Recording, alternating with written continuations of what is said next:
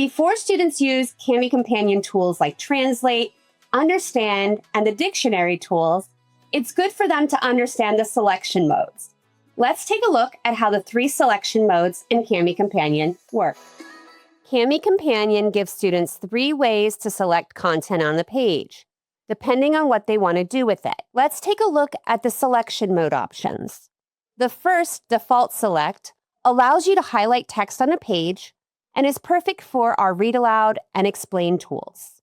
The Word Select allows you to select a single word on the page and is perfect for our Picture Dictionary and Dictionary tools. And the last selection mode is the Area Select mode, and that is perfect for highlighting an image and getting an explanation of it.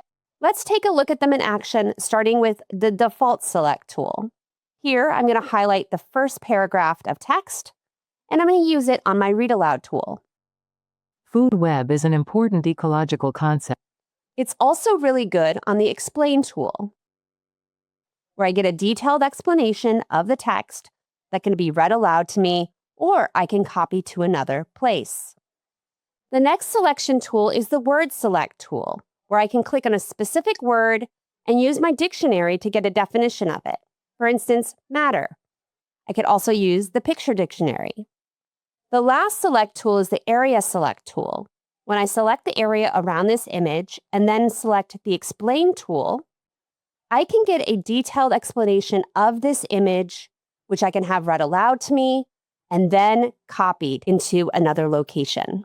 As you can see, the 3 selection modes have distinct uses across the web.